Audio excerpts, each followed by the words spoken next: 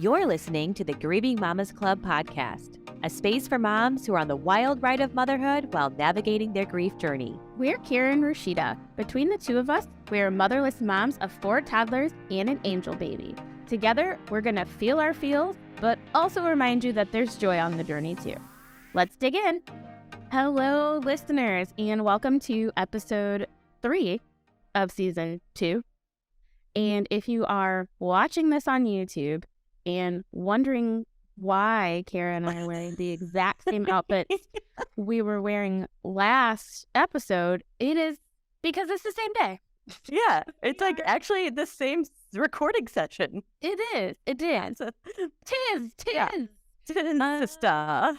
Yeah, because we're busy moms, so we're going to batch record so we can keep the good stuff coming to you every other Wednesday, even when somebody gets sick, because it's inevitable. But today is something we're going to talk about, a term I actually made up. And if you have been a follower of any of my written blog work, I have written about this on my personal blog, and it is a term I am calling grief equilibrium, which sounds fancier than it is, really. But it is, so I will tell you what it is by telling you a story. So when I first, and I think I talked about this on here as well. Last season. Yeah, last season when I first met my husband and we started getting really serious, one of the things that drew me to him instantly is that he had lost his brother. And so he understood grief. And one of the most profound things he'd ever said to me, he said lots of profound things. Yeah. Including full poops for Oreos. Yeah. Only the best comes out of this marriage. And so he said, he was like, he lost his brother when Ben was 9 and his brother was 16. And he was like, yeah, it was really weird when I got to a point where I had been alive longer without him than with. And so for Ben, that would have been when Ben turned 18. Wow. So I remember being like, oh, wow, that is strange. Yeah. So strange. Because time is such a, I get it. It's a construct or it's a continuum. I get that. But time is just so... I get that. I get that. I understand time. Good. Believe it or not, I do understand time. But it feels... But also you don't understand time because time is weird. Time is fucked up. Weird. It is weird. And it's even weirder on a grief journey, I think, because it's fast and slow and sad and happy and all of these things. Uh-huh. And so he said that to me and I was like, wow, that's really profound. And at the time this was 10 years ago. Yeah, so your mom... My mom's been gone 7 years. 7? 7 years. She had been gone for 7. She's been gone for 17 now. Okay. She had been gone for 7 years when he said that. And so I was just like, it doesn't seem like... I don't know why. Only 7 by the time you guys met. Wow. I mean, I've been with Ben for 10 years, so yeah. I mean, yeah, it makes sense. Yeah, totally. Yes. And so I was just like, wow, that's wild. And I remember being super profound. I can't even my mind can't even totally, because I was still, when I met Ben, I was still figuring out my grief, I think, because if you've been a listener of the show, if you listened to my story, it took me damn near 7 years to realize I needed help, to realize that I couldn't, the path that I was on, which for all intents and purposes, talk about toxic positivity and resilience from last episode, that's basically what I was doing. I was just toxic resiliencing my way through grief until I ran out of things to kind of get in its way, and then I had to deal with grief head on. You didn't know how to deal with it. I didn't, and I didn't have the tools to deal with it, and I didn't Had you seen a therapist for anything else before? No. Like before you decided to tackle? Well, no, because if you did, the therapist would have been like, hold up, sister. Yeah, So yeah. And I had started seeing a therapist as I was starting to date Ben as well. Um, but I still myself wasn't like totally like, I was still working my way through it. And I mean, I'm always going to be working my way through it, but I think that time was like the heaviest lifts of the work I had to do. Anyways, and so fast forward to 2020. Was it 2020? Jeez, math is hard. your eyes. I know. I'm like, yeah. Fast forward to 2020 again, when there's already so much stuff going on, right? That's when I got to 15 years without my mom and 15 years with my mom. Okay. And yes, that's what I call grief equilibrium. Like the moment, that moment in time, like that specific, like the scales are even. Like when I wrote about it in a blog post, it is the scale, like that day, the scales are like even. There was your life before and there was your life after, and both are equally weighted. And then something happens. There's like a mind fuckery that happens like the next day. Like, yeah, it probably feels like you're on a brand new grief journey almost. Yeah. Like something happened when all of a sudden I was like, oh my God, like I have been walking this earth longer without the person I thought I couldn't live without. Yeah. Than I had her. And like that is profound to me. Very much. So like when I was on the death anniversary, my mom's death anniversary, which is September 11th, which I hate, which is so, I think I've talked about this before. I absolutely hate that September 11th is my mom's death anniversary, because I feel like it gets tied up in like the nation's grief with 9/11, and I'm like, no. I'm over here grieving. Right. Yeah. You're like, I don't. That's but you don't care. No, I do. Kind of. There's also I also wonder. I wonder if like anybody who actually I wonder if anybody who actually like lost a person in 9/11 also feels like, but this is my grief and like the nation is sharing in it. Yeah. I've never thought about that. And thought about that until just now. Like, yeah, until just now. Like that, I wonder if anybody would ever be willing to go on this podcast and talk to us about that. Like if they ever feel like, right, I hear you, nation. Yeah. But like, so my husband died. Yeah. Like, I'm going to write that down. That's heavy. But I say that to say, so like my mom on September 11th of 2020, I feel like I looked at my life, like, and obviously my life it does continue to look so much different than it did the day my mom passed away. But like, again, when you're like, if I think about it like a scale and I am in the middle of that, right? Like I'm like my life over here with my mom and my life over here without my mom. And they look so different. Yep. Yeah. Oh, but you're a completely different person. I mean, high school Rashida alone, like, you're a completely different person. Yes. Yeah. Like, yes. For so many reasons. I myself am a different person and my life looks completely different. Yeah. And that was both like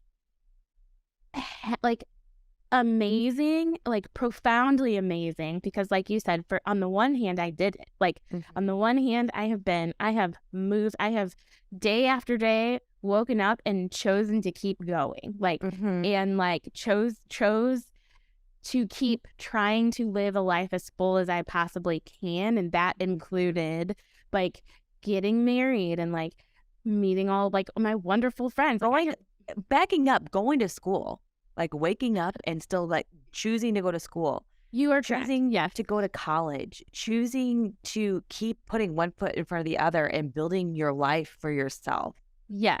Yes. So there's a lot to be said there. yes, yes. And I don't, I, in some aspects, I will say those are the parts of myself I am proudest of. Like that Yeah. in those moments, like I have said, like, I will always figure it out. Like, I am a person who will always figure it out. Like, that is, Yep. I will keep putting one thing I'm going to do is keep putting one foot in front of the other. Yep. And so while on the one hand, I could, on that day, look back at the past 15 years. And there's also something about like turning 30 and like, Mm-hmm. you know, like those are also turning points of your life, like being 15 turning 16 and being 30 turning 31. Like those are also big points of a life. And so I could look, on the one hand, I could look at that and be like, I did it. I did that. And I'm still doing that.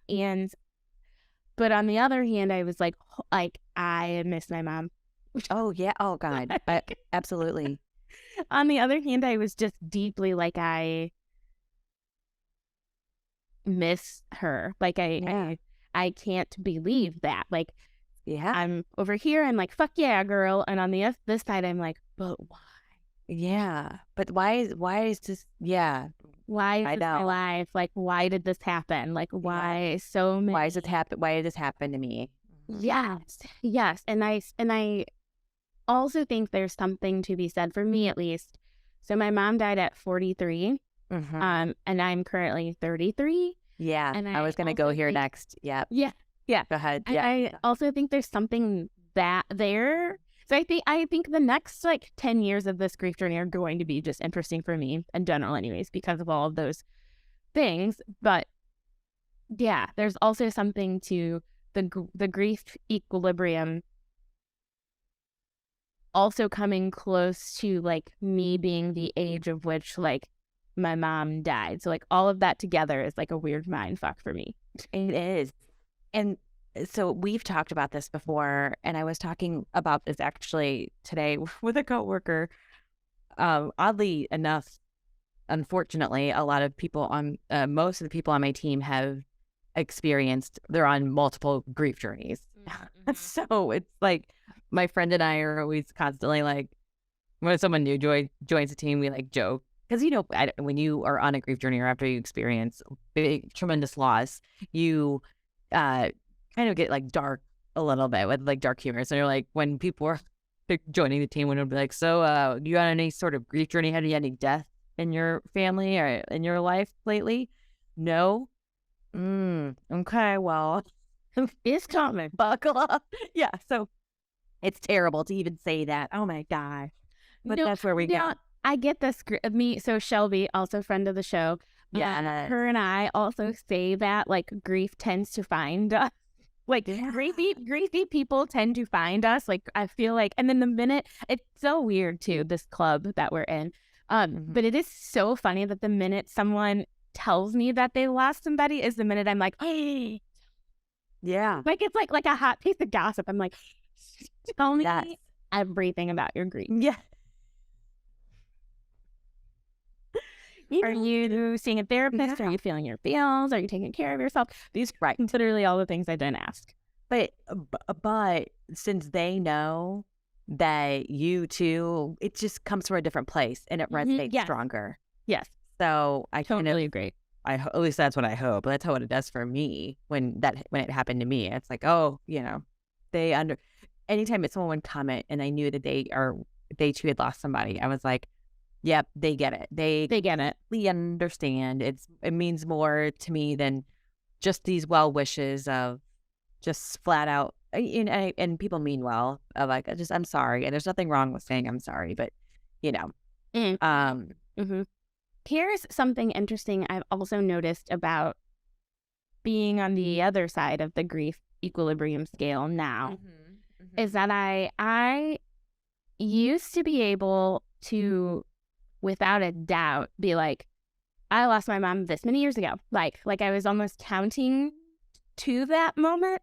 And now it takes me a minute, actually. So like now I have to be like 17 years. 17 years? Yeah, 17 years. Like I have to like, and I think that's also just being on the other side of it, because now I don't know. Now I'm just like, well, I've been without her alive longer than I had her. And so what do the years matter? Maybe, I don't know. But for some reason I can't, it's like getting older. I can't commit, like the number can't stay in my head sometimes.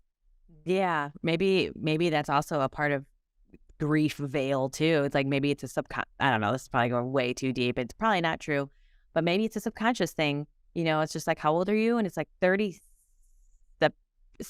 I mean, 37. I mean, no, I'm 27, Mitch, forever. So I don't know. Maybe it is. Maybe some it's also like denial. I'm just like, I don't know. Denial. Exactly. Yeah. But I can't, I don't know. The number doesn't always stay in my head. Yeah. Maybe. Yeah. Maybe it's just like you've tipped the scale to have been alive longer than without her than with her. So maybe it's just like, fuck it, I think so. It's also not like fuck it, bucket, but like, so like, what am I counting? Like, what am I counting towards now? Or like, what I don't know. And I also think I have never had an outlet like we have now. Yeah. I'm talking about her all the time. So I think maybe the number was always top of mind because I wasn't talking about it as much as we do now. Right. But I don't know. I wonder, there's like, are there grief year milestones? Like, obviously the first year, everyone knows first year sucks. Second year, I would kind of say, I don't know, it all sucks. First year is definitely the hardest. I feel like you're totally in that. You're experiencing all the first holidays. You're still figuring shit out. Then the second year is you have a little bit of experience under your belt about how to do stuff, but you're still probably trying to establish new traditions. When it hits, like, how there's like, the first birthday and the fifth birthday, or just like general like anniversaries or what, like usually those milestones. Is it the same for grief? Like, oh fuck, it's been 5 years. Shit's been 10. Or maybe it seems like, is it the grief? Yeah. Yeah, maybe. I feel like, so when I think of grief, I do think, yes, you're right. The first year is tough. I do think 5 is weird, 10 is weird. But then I think, but I'm not sure if I think those are weird because I was also counting up to the grief scale. And now I think actually the milestones that I have found recently to be the hardest are I found my mom's 60th birthday last year to be really hard. Yep. Like, yeah, I could see that. Really hard. Like, I just like, because you can't picture her. Yeah.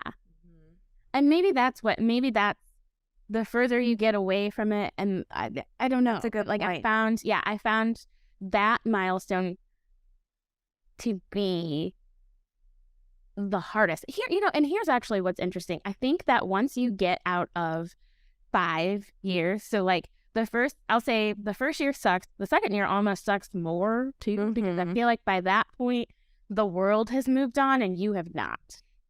It's really solidified. Yeah. Like the world has moved on. People might forget you've lost a mom or a parent or a spouse. I have no idea. Yeah. Right. You might be working in a different place where someone didn't know you when that happened. You might be, like in that second year, I just feel like the world, because we don't talk about grief, the world has expected you to kind of go back to normal, but you're like, I can't go back. Like, I can't. No. I can't.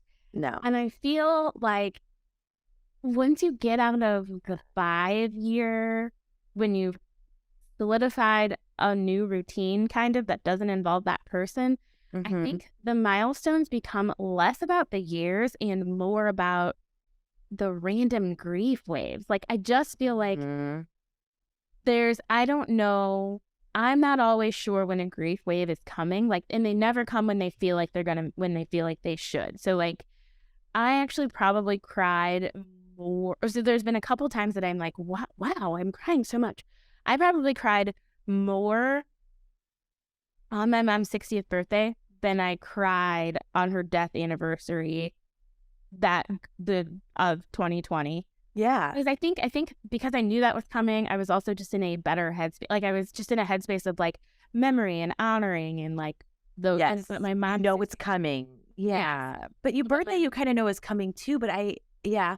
But something about it, just like her being her, she should be here and she should be 60, something about that. Just like, and then I started thinking about, wow, that's a young grandma to have like like, I know. so like, I was just like all in my head about it. And another time I absolutely fucking bawled my eyes out was during the pandemic. I had been, what were we doing? Oh, on Facebook, there was people were, because, it's the pandemic, people were doing all kinds of weird shit on social. And it was like the, show your high school photo and like a photo of you now or something like that. It was like the high school challenge, one of those challenges. And so I was digging through, and so I only have the sad product of like having lost your parents or your mom young and kind of bouncing from house to house and never truly having like a space that was yours for so long. I really only have like 3 boxes of like stuff. Oh, like, wow. From like childhood and like all of your like 15 and younger. Yes. No, I mean like from even probably because then I didn't have places to put it. Oh, like college and stuff as well. And so like up until I had until I moved in with Ben and like that became my home, I would say like I truly only had like 3 boxes of stuff. Yeah. And some of it we cleaned out when we moved into this house. But so I was going through one of 3 boxes to try to find my high school cheerleading pictures. Oh yeah. And in the process, I found like a baby outfit, and I was pregnant with Parker. So I found a baby outfit that was mine, that was my mom's. So my yes, were yes, I know exactly what you're talking about. Yeah. Yes, and so my mom wore it in the 60s, and then I wore it in the 90s. And I had thought I had like I just didn't know where it was. Like I didn't know. I don't know. It had just gone somewhere. And so like I like lift up something else in one of these boxes and find this and bawl my eyes out. I was just like like ugly crying. Like, oh. If that wasn't like a sign, then I don't know. Because you were pregnant with Parker. I was pregnant with Parker. Yes. And I was, again, like I talked about last episode, I have really bad perinatal depression.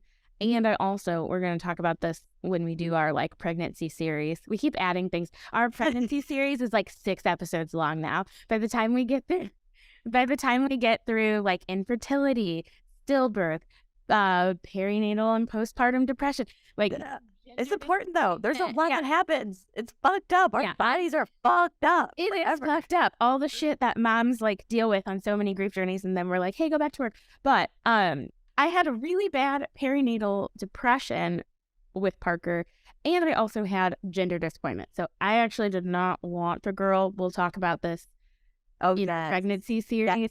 Yes. On it. That's another one we should do. Yes, that's another. Add that to the list. Yes, I thought I was going to be a boy mom. I was like hell bent on having 2 boys, and I was good with that life. And I hadn't actually worked through the grief journey. Truly, I wasn't ready to have a girl because I wasn't ready to have that relationship when I was missing that relationship. We'll talk deeper on it then. Yeah. But when I found this, you're right. It was a sign. I felt like it was my mom being like, you've got this. Like, you're going to do this. You are going to be the mom of a like whippersnapping, like spitfire little girl, just like you were. And you're going to do this. And so that's the other time I absolutely bawled my eyes out. And so I think to bring this back full circle, I think after you get out of the 5 years, the milestones are just random. Yeah. Like it's not like 10 years, like 5 years, 7 years is hard. 8 years is hard. I just think once you get out of the initial shock of it and you start to have your own routine again that doesn't involve them. Yeah. The milestones just become different. The waves become different. I can totally see that. One, I just stalked your Instagram and found that little picture of baby Rashida and baby P in that outfit. Yes. But when I can totally understand what you're saying about like birthdays and your mom's birthday, because it's similar, something semi-similar happened my mom's birthday is January 1st. She's a New Year's baby. Mm-hmm. And she would have been 70 this year. And so that was weird I mean, it shouldn't be that weird because she died when she was, oh my God, she has 67. Hello, math. So we can't math today, but we've been doing shit. Okay. Yeah. Worked. Fuck. Mm-hmm. Parented. Do we need one? So it's in the same vein, Rashida, to imagine her as 70 years old, while she probably really wouldn't have looked that different. It was only 3 years ago. And like, but just weird, from 67 to 70 just seems so much older to me. And I was like, oh my gosh. I can remember telling my brother, Mom would have been 70 today. That's really wild. Just, yeah. Because that's the milestone. So maybe that's it. Maybe it's after you get out of the 5 years, if I were to put this succinctly, after you get out of the initial 5, the milestones become, to me at least, more about the milestones they're actually missing. Absolutely. Because think about it too. The milestone of your marriage, both your kid's birth, Kona. I mean, so much. Kona. Well, my mom hated dogs. That's a funny thing. My mom hated dogs, and it's hilarious. Like, I love my dog. Yes. I love her. Yes. And sometimes I think we've talked about this before, when you do something that you know your mom would absolutely roll her eyes at. And when I get on the floor and like little spoon my dog, the fact that she sleeps with us, I'm sure my mom is in heaven being like, are you fucking kidding me? You don't think that maybe she would have been like, okay, you're right. She's a good dog. I love her too. I don't think so. No. I think my mom would have been like, I will only come over if you put that dog away. Really? Because I feel like she might. I don't know. I don't know if she. You might as well. I don't know if there's some unresolved trauma. Yeah, I don't know if there's some unresolved trauma from her childhood. I don't know. She just did not like dogs. And so for a long time, I too thought I didn't like dogs. And then maybe she didn't like, because they can be messy. Or they get their peepaw prints all over the fur. I mean, the fur. The fur. Yeah. Yeah. But no. Yeah. I don't know. Okay. Kona would be all right. What Kona wouldn't have been about. But the rest. Yeah. It's all of those things that just suck. For like, i.e., for example, in last episode mentioned I got a promotion, and it was so nice because Brian really, like, it was so sweet and just celebrated the absolute shit out of me. We went to a super nice, he did. Called up producer Brian. Yeah, producer Brian really did it well, and he called me and was like, hey, I got a babysitter, and we are going to go to dinner. And so start thinking about where you want to go. And, I was thinking we could go here, here, or here. And just like really, I was like, just really sweet and thoughtful.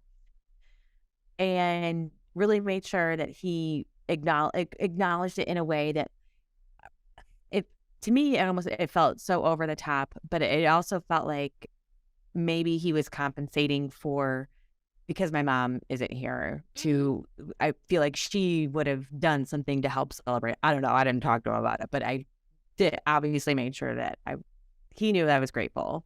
But I can't help but have those thoughts too of when these like big milestone things happen.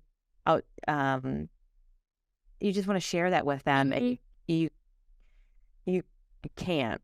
You can, but it's not the same. That's another thing. We need to go back to the toxic positivity. It's like anytime someone's like, I just wish my mom were here. And they're like, they are here with you, honey. And it's like,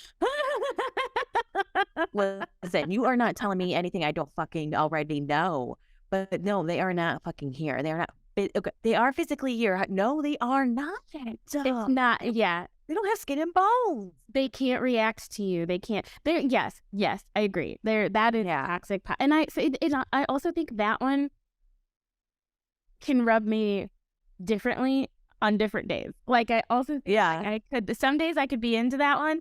Like, yeah, she is here with me and in my heart and all of those things. And other days I'm like, fuck off. Mm-hmm. Yeah, that not helping, Cheryl. Not helping. No. And listen, I love that shit. But it's sometimes it just doesn't, it's just not the same. Let's just be real. It's not because they can't respond to you and they can't, they're not here. They're not here. Like, no. Even the most religious person in the world can agree to that. They are physically or the most woo-woo person who speaks to them, like could see them, etc.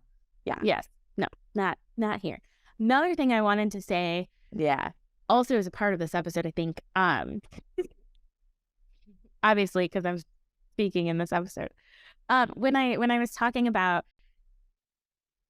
another thing I have done, I guess, on this side of the grief scale, is I've started to look at like the longevity of my life.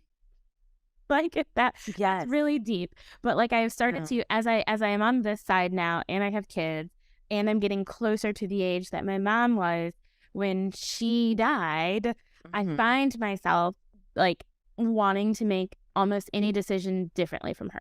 Like, in the hopes that like that doesn't happen to me. And so that it changes your fate. Yes. And so one thing I have done recently is finally get a cardiologist and and like get heart testing done and like make sure like everything, like as a person who's lost, like my dad has heart issues, my mom obviously died of a heart attack, and so I was like, I need to, and here's one thing I hate about our fucking healthcare system.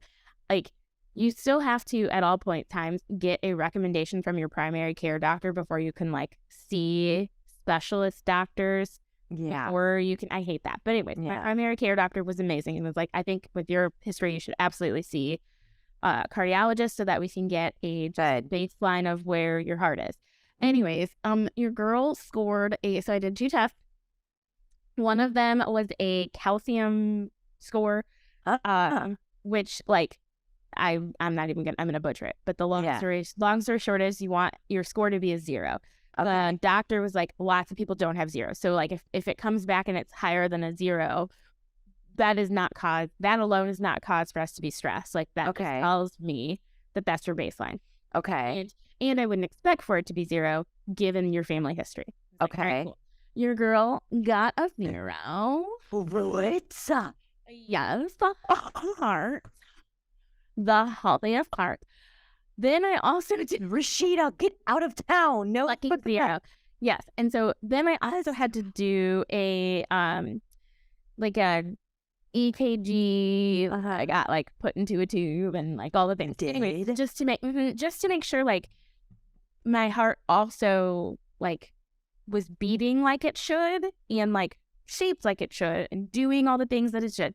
And so I then get the results of those back and everything looks good. Like arteries are good, no cloggages, no blockages, nothing. I have my like follow up then. So like I see the cardiologist, I take the 2 tests, then he gets the test and I meet back with him. And he's like, I can't like say with 100% certainty that you're not going to die of a heart attack. And he was like, but I will tell you this, like the likelihood of you having a cardiac event in this life, like I am more likely to see you at Schnucks than I am to see you back in this office. Oh my God. And he was I know. And so he was like, so I like, you work out 5 times a week. You don't smoke. Like, nothing in your like test that you tell me anything is wrong. And he's like, I know. And so he's like, so if like you had like, remember last summer when I had that like random, the whole thing that started this is when I had that random fucking virus that made my chest really hurt. That's what caused this. And he was like, so I had to tell you that like the next time you have something like that, like, hear my voice in your head saying it's likely not a cardiac event. And so, yes, and so I walked out of that office and I was like, oh, I'm sorry. but I also cried. Yeah. I also was just like, the emotions I felt was like, I'm okay, but my mom somehow what? Like, he was like, you are more likely to die in a car crash, basically, than I Yeah. have like a cardiac event. And Yeah. which is a scary thought all on its own, but like Yes. when I just was like, like the Right. yeah, What's going to like be to what hear you're trying to mitigate and cross out, like that would be if it was with the history of it on both sides of your family. Yes, that would for sure. But like that's heavy and also freeing. yeah, it was. But then I felt a little guilty. Like then Yeah. then I was just like, well, I've also been able to make different choices from my mom because You learned. I learned from that, like technologically, like the world's also in a different place. Like Yeah. I just feel like socioeconomically, I'm also in a different place than my mom was in when she had two little kids. Yeah. And so I Mhm. also like, sure, it's easy for me to be heart healthy when like I can afford when I can afford fresh fruits and vegetables, and I live in a Right. nice neighborhood and Not like eating and I snack have wells. no, and I have both a fucking Peloton and a treadmill desk. And so some of that was going through my head, like some of that, like, well, of course you should have a healthy heart, Rashida, like you should. But I also was then, yeah, also free. Yeah, your mom would be very proud. And I think it's everything that she would want you to have. Your parents as a parent too, you always want better for your child and they always want better for us. So that's really heavy and it's really freeing, but it's also like a validation like tactic too, I think, Mhm. because knowing having gone through this loss, you cannot imagine or even fathom that happening to your kids or your spouse or Mhm. producer Ben or it's just like that. You do not want them to ever feel the pain, the heartache, the sheer fucking torture that it is From something preventable too. So from like something. Yes. that was also some of my earlier grief Mhm. tied to my mom, was that I was mad at her. Like, Yeah. but I was also just like, well, if you had been fucking taking care of yourself, you'd probably Mhm. still be here. And so like Mhm. I also was also getting the healthy heart report. There was also some of like, I am taking care of myself. Yeah. And it may feel, moms out there, it may feel selfish at Yep. some times when you are taking time away from yourself to take care of yourself, but like, or away from your kids to take care of yourself, but I am. And then in the hopes that in the long run, that gives me more time with them. Right. Absolutely. When I guess it was like a month. It was pretty soon after my mom died. My mom died of cervical cancer, which is curable. And she did not go to the doctor very much. So about a month after that, I made an appointment at my OB and was like, "Hey, I just want to really make sure." We did a PAP and did all, did it just talked to my doctor, and they're like, "Yeah, you know that like it's curable, right?" I'm like, "Yeah." They're like, "You're good. Is not you like you there. I don't see any reason for you to have." I think there's like some test like I don't BRCA. I don't know. Our Oh, doctor. okay. Yeah. Yeah, I don't know. It's like basically some kind of genetic testing. Like this is not a cause for this test Mm. because it is. If it were to happen to you, which there is no sign of this whatsoever, um, then it's curable. So you're good. But they're like, if you want to have a PAP every year, you can. And I was like, I will. And I But to do. hear that a month after you lost your mom to it and to Oh, yeah. know that it was curable is Well, ouch. I actually, when my mom was in the hospital, the ER doctor called and told me that I'd like, hey, you need to make sure that you get this BRCA test. Or, Sorry. No, I medical think people. no, I think you're right. That's the breast cancer gene. That's the one where they I'm pretty sure that's the breast cancer gene. Yeah. Okay. BRCA. BRCA testing, BRCA mutation, BRCA gene mutation. Yeah, which can lead to cancer. All women have BRCA1 and BRCA2 genes, but only some women have. Okay. Anyway, the ER doctor was like, "Hey, you might want to look out for this and tell your OB that this happened, because just in case if it is genetic, because the ER doctor didn't have anything on my mom, because my mom never went to the doctor. Now, when you go to the doctor, you have your my chart and it's all connected to Epic and whatever, where all your shit's logged in there. So she didn't do that. She was going down the homeopathic route since God only knows when.